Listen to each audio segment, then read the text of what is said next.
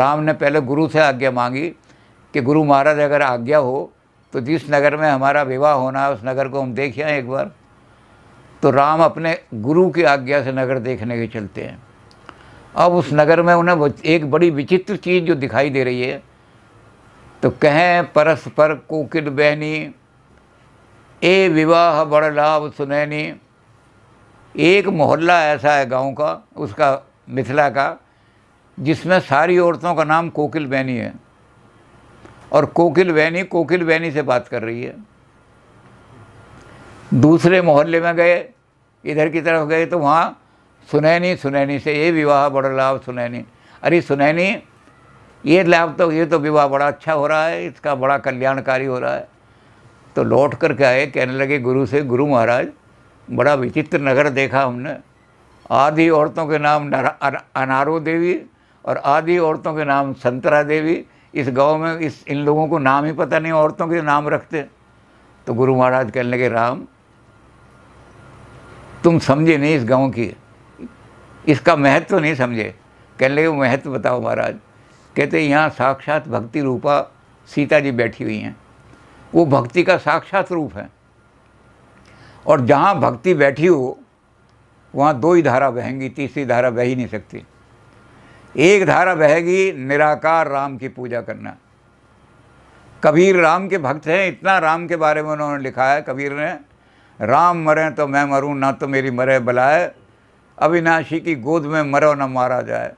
राम का नाम ले रहे हैं, खूब सारा रट रहे हैं राम का नाम, लेकिन निराकार राम को देख रहे हैं।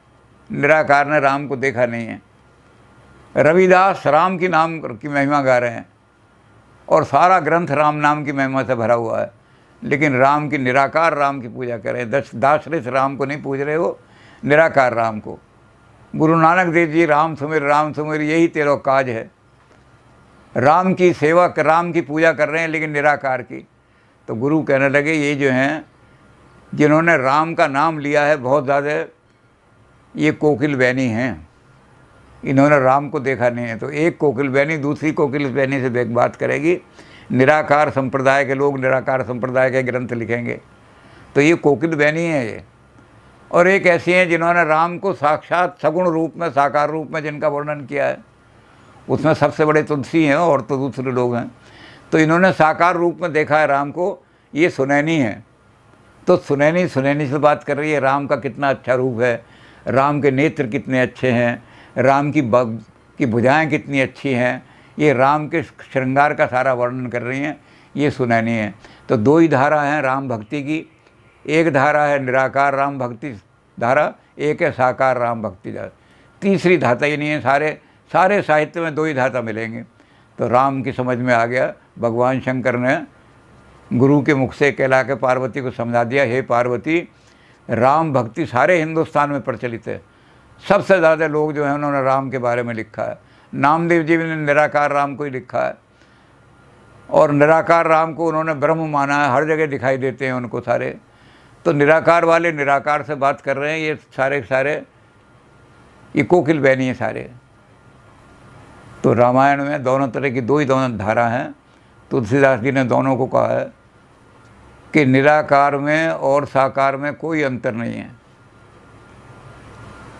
जैसे अग्नि होती है वो शलाका के अंदर छुपी हुई होती है, लकड़ी के अंदर, और जब उसको रगड़ते हैं तो उसमें अग्नि प्रकट हो जाती है। तो छुपी हुई अग्नि और प्रकट अग्नि में क्या अंतर है?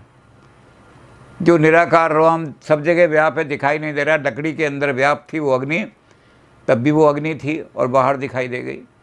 इसी तरह उन्होंने कहा कि जो निर्गुण राम है वो सगुण है, उसमें निर्गुण राम में सगुण राम में कोई अंतर नहीं है। एक ही नगर में दोनों बस रहे हैं। नगर, उसमें सुनैनी भी रहती हैं, उसमें कोकिल बहनी भी रहती हैं, क्योंकि वहाँ भक्ति बैठी हुई है। भक्ति दोनों तरह से हो सकती है। सीता भक्ति हैं, वो बैठी हुई हैं, और ये सुनैनी जो हैं, ये सुनैनी बैठी हुई हैं। तो तुलसीदास जी कहने लगे वो निराकार राम जो है वो साकार बन जाता है यहाँ आकर के। इसके लिए क्या उन्होंने उदाहरण दिया? भगवान शंकर का नाम लेकर भगवान शंकर ने पार्वती को कहा, पार्वती ने कहा महाराज फिर ये तो दोनों अलग अलग हो गए। उन्होंने कहा नहीं, दोनों एक ही हैं, एक ही नगर में वास कर रहे हैं। तो उन्होंने कहा, तुलसीदास कह रहे हैं कि जैसे जल होता है, उसके अंदर कोई गुण नहीं होता, लेकिन जब वो आता है पृथ्वी पर गिरता है तो जम जाता है, वो आकर के ओड़ा बन जाता है। और ओले के अंदर क्या होता है कि ओले के अंदर गोलाई आ जाती है, आकार आ गया, निराकार को आकार मिल गया। अब ये आकार जो है इसके अंदर गुण आने शुरू हुए। ये जब गोला बन गया तो सफ़ेदी आ गई, सतोगुण आ गया उसके अंदर। अब ये सतोगुण आ गया तो गोले के अंदर गोलाई भी आ गई, सतोगुण भी आ गया।